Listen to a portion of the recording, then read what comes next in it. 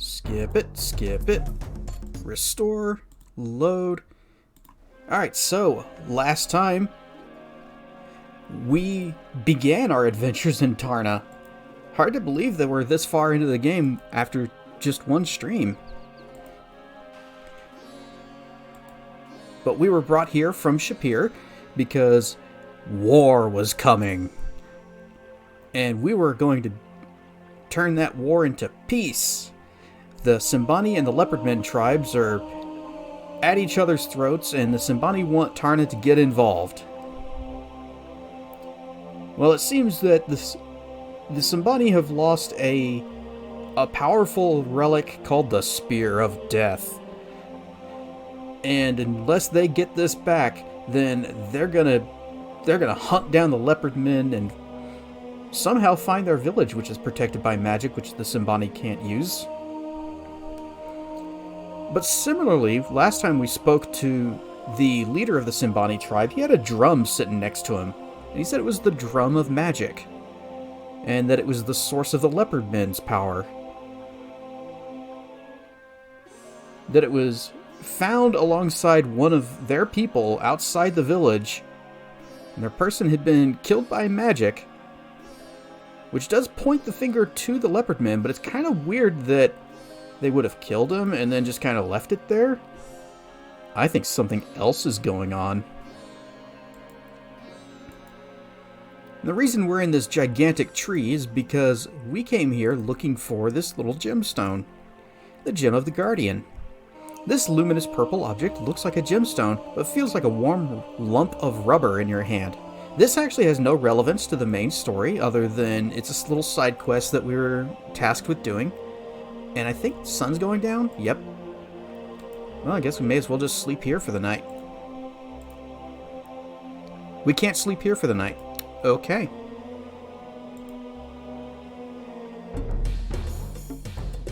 We'll just walk until we get tired. Or until we get attacked. What is it? We'll fight him straight up. Stab and slash. Oh, that was Dazzle.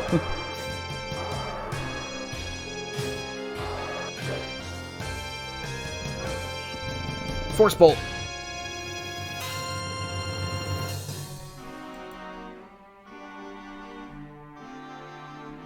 And since we just left that tree, we're probably full up on just about everything. Yep. Health, stamina, mana, everything's good. It's a shame that we're still going to get tired just from being awake so long.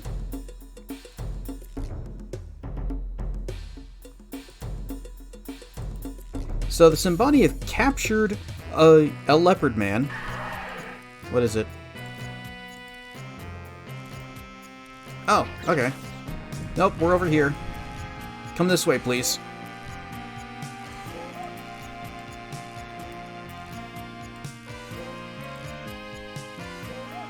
And we're going to cast Reversal.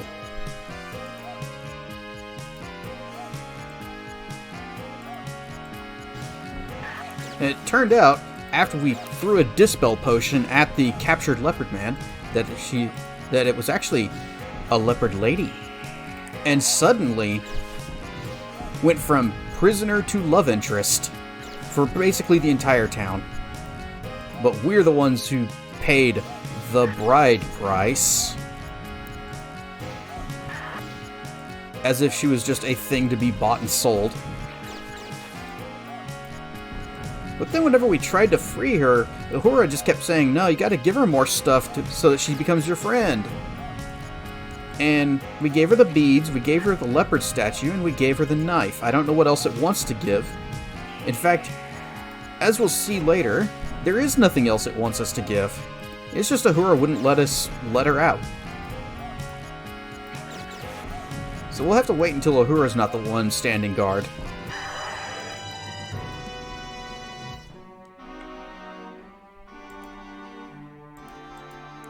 But we also need to run back to Tarna, because now we have this gemstone. We can finish up that quest. And it said we're getting tired, so I guess we'll go ahead and sleep here. Yep, and we're gonna build a campfire in the middle of this jungle. It's fine.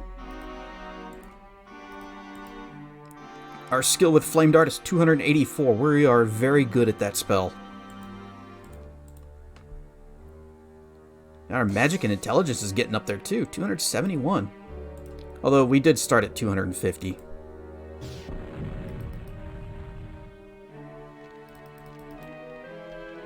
Now sleeps.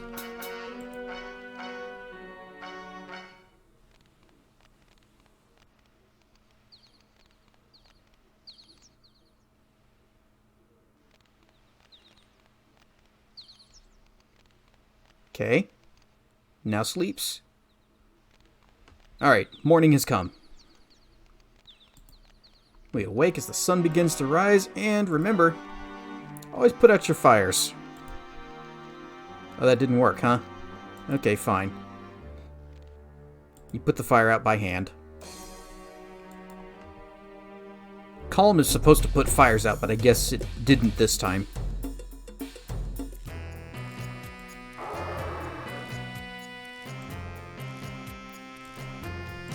Cast a zap on our dagger, and let's go take this guy down. The battle begins.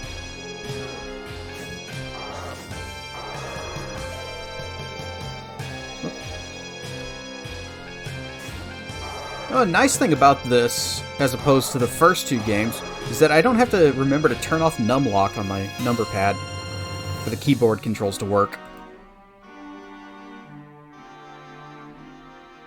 Got 8 royals.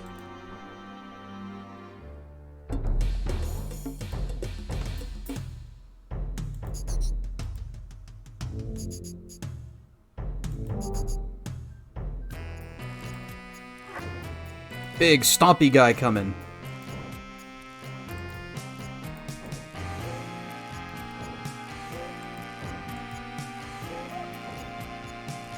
Let's go ahead and save before we fight this, because I actually kind of want to take him on one-on-one. Mono a mono, or mono a dino.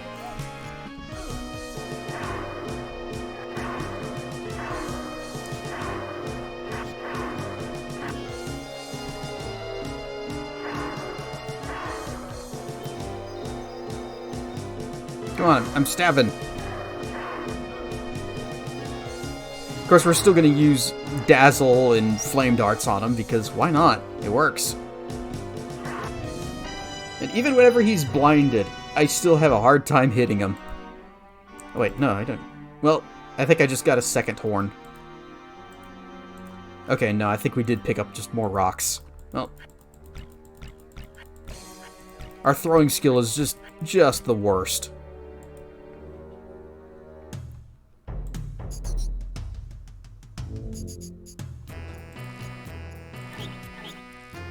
The encounter rate is kind of bonkers out here.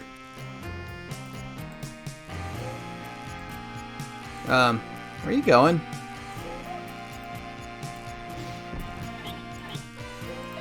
Blind him. And step back. It's nice that this is even an option. We really couldn't do this in the second game. Or at least not in the remake. Oh, he's dead.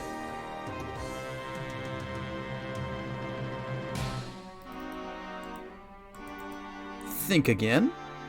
Okay, I guess we can't even try to loot it. That's fine. Oh, I only picked up 1 rock? Just throw these away. Throwing is 112 now.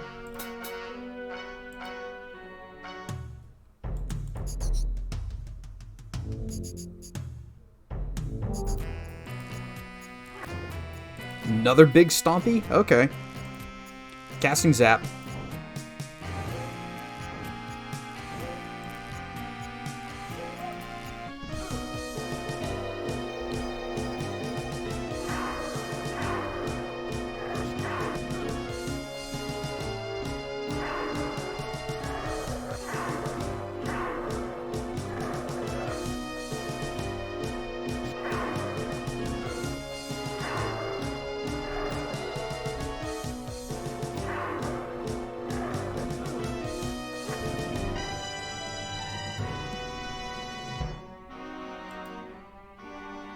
You remember how dangerous the desert was in the second game? I have a feeling that... I actually don't remember this, but I have a feeling that in the original version, it wasn't nearly that bad. And that the remake actually cranked up the difficulty on it. Just so that you don't end up in a situation like this where you are just steamrolling everything because you are already an experienced adventurer. Come on, Ant, let's go.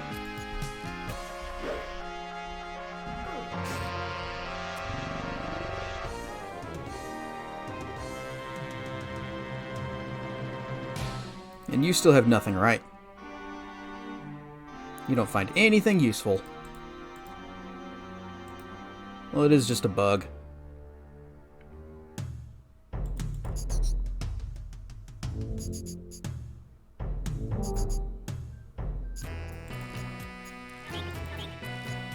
Another one? Okay. Zap.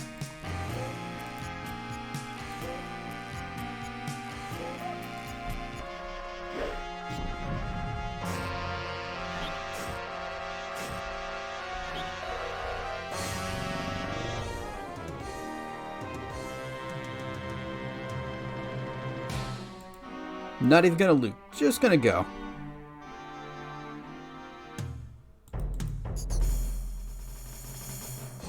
We've almost made it back to Tarna.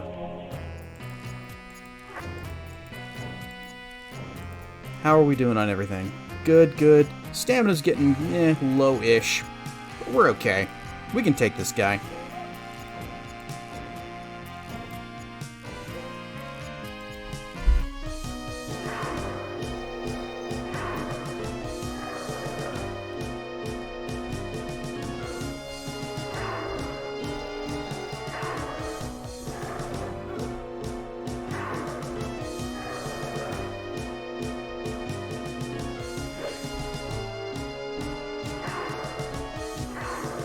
Well, this guy takes a lot of fireballs.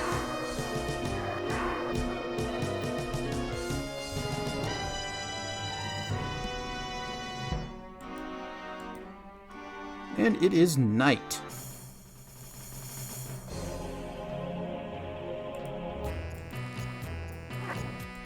Another one? I don't know if we can take another one of these guys. Well, maybe. We only used up, what, 20 stamina in that fight? Of course I can just cheese it. Fireball! Fireball?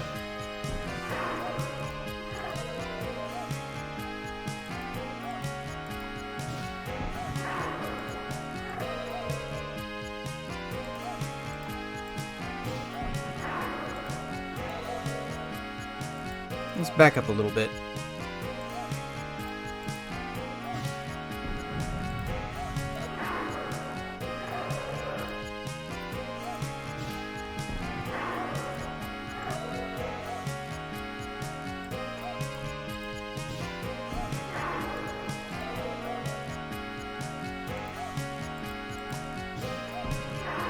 Afterwards, he goes onto the forums and posts about how broken the wizard class is.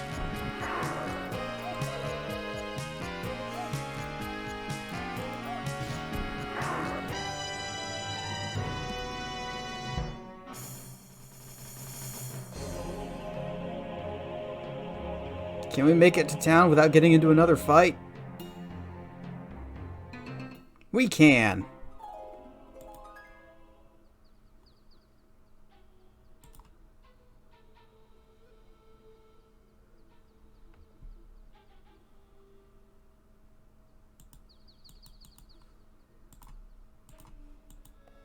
Let's go visit our thief friend. Staff OP is fixed in Quest for Glory 5. I thought you were never coming back. Who am I supposed to talk to if you go and get yourself eaten by one of the leopard men? You're the only one I got now. Yeah, I was kind of pretty far out there. Here, have some foods. Thanks, pal. Let's talk to the thief. Supposedly the best staff, but has the most limitations. Yeah, you can move with it at least, and that's actually a pretty significant thing. But also, I remember how the staff works in 5. You summon it, and it comes in as sort of like a mana battery with getting eaten by the leopard men. Oh my. Hello, Antnommer. Yeah, the way the staff works is when you cast it, you get the staff, and it comes in with, I think, like half of the mana that you currently have.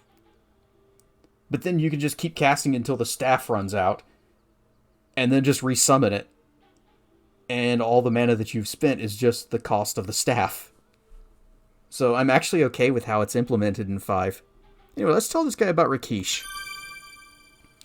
You mentioned that Rakesh would go out of his way to help Harami, since he's a paladin. I thought paladins were goody two-shoe Boy Scouts. Never broke laws. You mean this Rakesh lion would go out of his way to help a thief? Doesn't sound like any lawman I've ever heard of. But I'll keep him in mind if I get really desperate. Yeah, we just volunteered our lion buddy. Let's... Wait, go back. Bye. Okay. So we just volunteered Rakesh. Hey, Rakesh will take care of you. And no need to bring it up with Rakesh. I'm sure he'll be fine with it.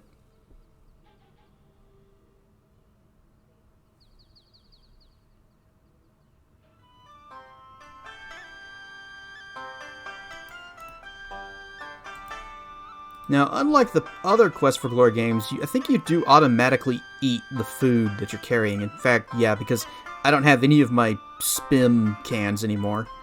We still got 16 meat, which is pretty decent. So I don't know if we actually need food or not. And I'm not going to pay 1 royal to find out, oh, we're not hungry. Wish it would amplify damage dealt by spells. Isn't there a spell that does that in 5?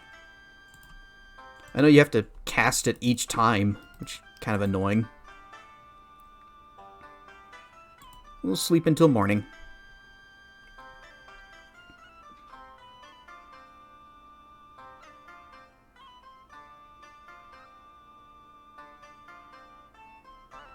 We awaken as the sun begins to rise.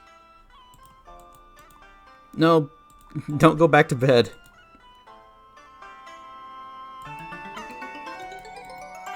We shall have breakfast, though.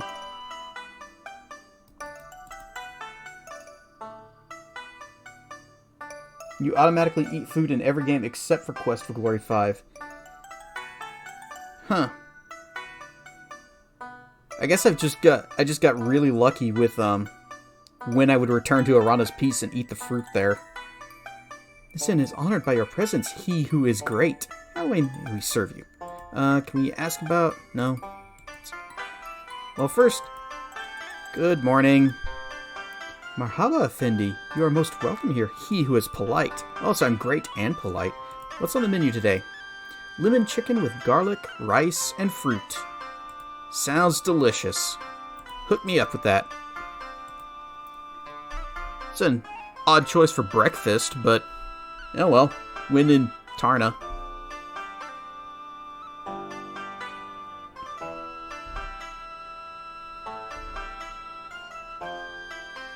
Here is your feast.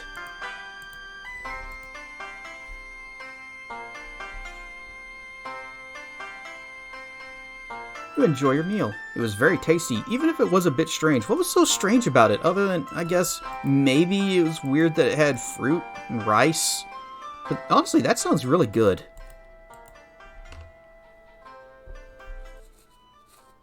In Quest for Glory 1, the hero rarely gets hungry and only eats for points. Oh. And in 2+ you needed to eat. But since we ate... No. Because I'm pretty sure when we were playing Quest for Glory 2, or at least in the remake, it did actually tell me that I was getting hungry once, and we had rations in inventory. But we only ever ate at the end because we eat there for free.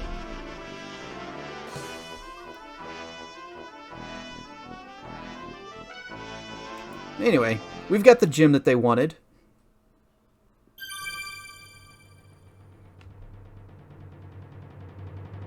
You hear a deep voice echoing in your head. Releaser of darkness has returned. Yeah, like this is hardly my fault. The hoarse, low, female voice again fills your head. Oh, female. Has the doom of Tarna brought the gem of the Guardian? The male voice responds. The opener of the world gates does have the gem. They keep blaming all of this stuff on us. You hear the female voice once more. Then he shall be judged.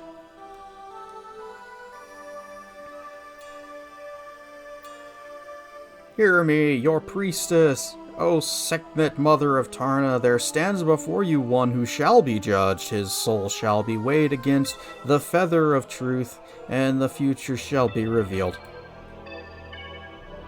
Here, drink this, and we're going to take that shiny rock of yours.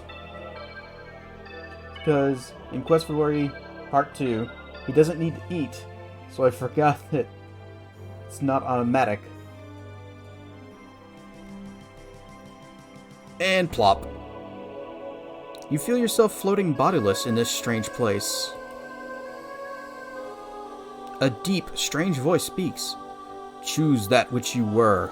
Alright, so we got a heart, a key, a cup, an ankh, a sword, and a pentagram. Well, this is like a magic thing, so that's us. The deep voice speaks again. You are aiding an old wizard to cast a ritual that will bind the rushing waters of a river and prevent flooding of the village below. Suddenly, the old mage clutches his heart and cannot speak. What do you do? Well, we can grab the old wizard's spellbook and continue the incantation. We can help the old wizard, knowing that his life and wisdom are more important to you than the huts of the village. Finish the spell for the wizard, figuring that you will get to keep the spellbook if he dies while you are saving the village. Do what you can to help the old wizard quickly, then try to complete the spell yourself in time to save the village, or watch the flood waters flow past the areas of the spell as the old man dies while you ponder the ironies of the universe. Well, we are a hero, so we would help everybody, and we're going to help the old wizard and try to complete the spell ourselves. Except we weren't very good mages back when we first started, so we'd probably fail. Choose that which you are. We got an hourglass, a key, a yin-yang symbol, which doesn't seem like it really fits the setting, a ring, the infinity symbol, and a fist.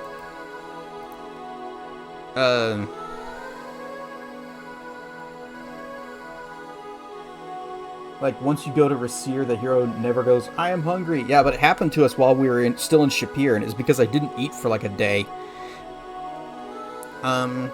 Hourglass, I guess. You hear the voice again. You are on a vital mission for your king. You must make it to the village by nightfall, and already the sun is sinking behind the mountain peaks. Suddenly, you hear a cry for help from the jungle off to the west. What do you do? Continue upon your path, knowing your mission is vital. Answer the call for help, and hope you can find the time to finish your mission afterwards. Tell the voice you will bring help, and continue upon your path. Investigate the situation, prepared to abandon your mission if the need of the voice is greater than the need of the king. Decide that you are too tired and hungry to deal with either the voice or your mission, and wander off looking for a good meal. We're going to answer the call for help.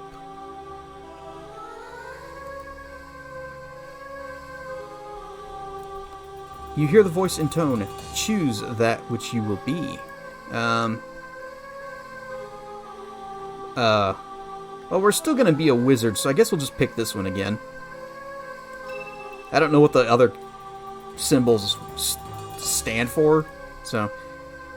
You find yourself in a dark, purple room surrounded by 4 archways exposing only blackness beyond. One archway is carved from lapis lazuli, or lazuli? I've heard it pronounced both ways, into cloud shapes. One is carved from ruby into flame. One is carved from jade into waves. The archway ahead is formed by unornamented black stones. Choose.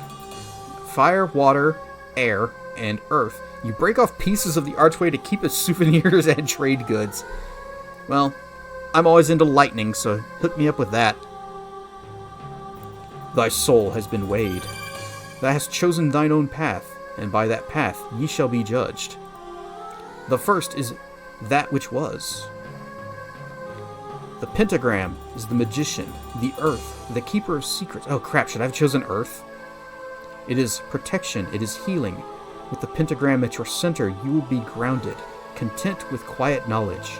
You will delight in deeds of the mind. The second is that which is. The hourglass, I don't know why you chose this. It's time, I guess. It is mortality. To accept the hourglass is to know that all things end. To choose the hourglass is to acknowledge death and to face it willingly. Then why'd you ask me a question about time management? The third is that which will be. You're still a wizard. Magic, mystery, and the unknown entice you onward. You care deeply for security and comfort, but are driven by the need to understand. Curiosity is your greatest weakness and strength. The more knowledge you gain, the better you can determine your destiny. You are one with yourself, and shall be what you have been. Your skills are in harmony with your nature. In your actions, you have defined yourself, not by what you did, but what you did not do. You did not choose the most straightforward path. You refused to accept obvious answers and reject conformity. You have been judged worthy. Thou hast unleashed the darkness, and the darkness now encircles thee. Ye must walk a narrow path to bring back the light. Let the first part of thy path be guided by friendship. Thy feet already walk upon this path. 2 thou hast known before, 3 thou shalt free. 1 thou hast brought low, and then helped to rise again. 1 shall stand thy rival and thy friend. The sword shall cross thy path, and bonds shall be cut asunder. Seek thou the least of guides to lead thee to the depths of darkness. Now thou art opener of the way, and all thy heart has called shall draw near to thee. 2 shall stand, and 5 shall follow to face their greatest foe in a battle they cannot win, for thou must walk alone to free them all. Seek thee now the highest tower to find the door to darkness. There thy powers shall be as naught until thy greatest spell is broken. Then must thou close the demon's gate. This is that which might yet be. Thy path is thine own to follow or not. Go forth now, bringer of the light. And we're back in our room.